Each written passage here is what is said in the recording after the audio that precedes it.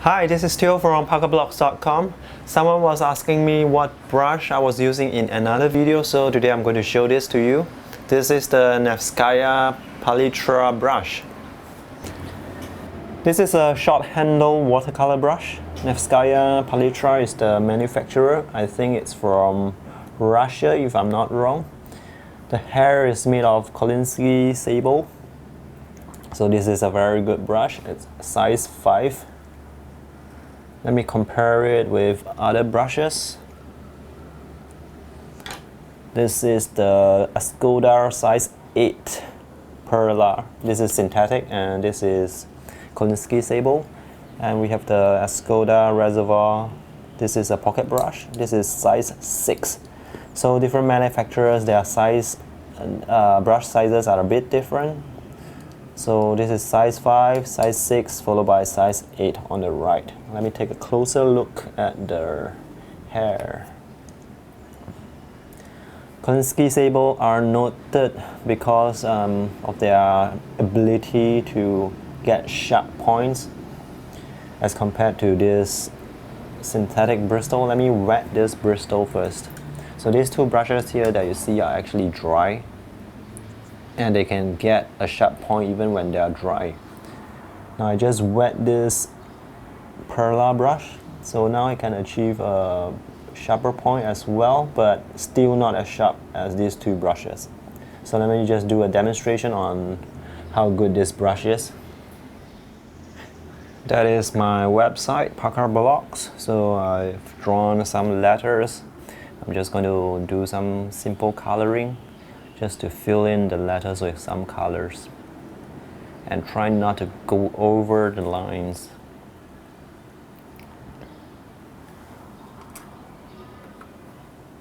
So the sharp point is really very helpful when it comes to coloring stuff like this, when you want to be very precise. So I'm able to color this quite slowly and keeping within the lines, because the sharp point really helps. You can see where the sharp point is, and that is how you can keep the sharp point within the lines.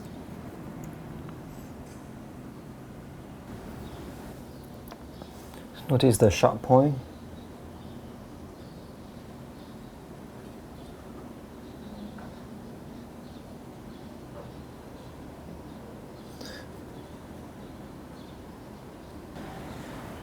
So I'm just going to go in and color the rest of the letters with the Sable brush.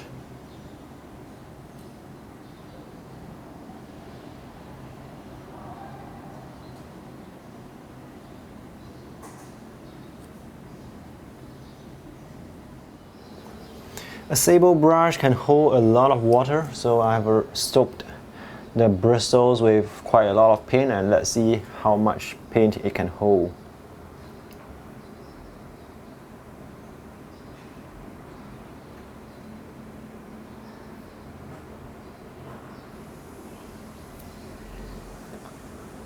That is quite a nice amount.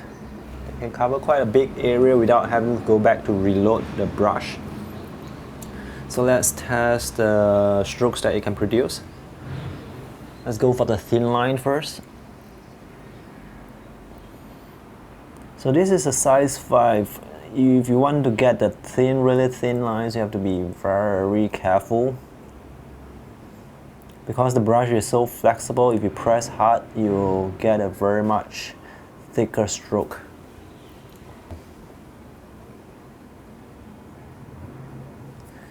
And when you lift up the brush, the brush will taper back to the point. So you can see as I lift up the brush, it tapers back to the point. When we go for quick strokes like that, you can get a sharp, thick and sharp point. One thing I forgot to mention earlier is because the hair has a belly that holds so much water, because of the shape of the brush, if you press a bit hard, the belly might interfere with the point So because the brush is also very flexible, if you want a thin line, like when you're filling in the area just now, you press a bit hard, the bottom of the belly might extend out. If you take a look at this example here, so I press a bit hard here, so the bottom extends out a bit. So you have to take note of this, especially when you're filling in areas like this part. So if you press and the colors comes out of the line, and that will be troublesome. So usually I try to use this brush in a more vertical manner just to fill in the shape. If you want more control, then I would recommend a synthetic brush. This is a synthetic brush. So the difference is, let's take a look. So this can actually get a thinner stroke than the Sable brush because it is more stiff. It doesn't spread out as much. I can put just as little pressure as possible to get a very thin line. But for the Sable brush, it's more flexible and it's more sensitive. So when you press down a bit, you get a thicker stroke immediately. And for the synthetic brush, it's more stiff, so you can get pretty much very consistent line. And this is good for details. But when it comes to the spreading of the stroke, it's not as good as the Sable brush. So you can see the Sable has more variation. I think I can achieve that with a synthetic brush, but I have to be more conscious of it. If you get a Kolinsky Sable brush like this, it's very good for washes.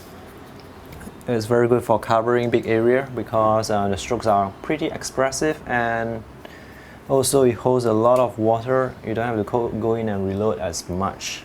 So you get these very expressive strokes, and that is one of the main advantages of the flexible Sable hair. Generally speaking, as long as the brush uses Kolinsky Sable, the quality will be right up there. And the performance will be pretty much the same regardless of the brand, so I don't have any personal preference between, for example, Nevskaya versus Escoda or Da Vinci.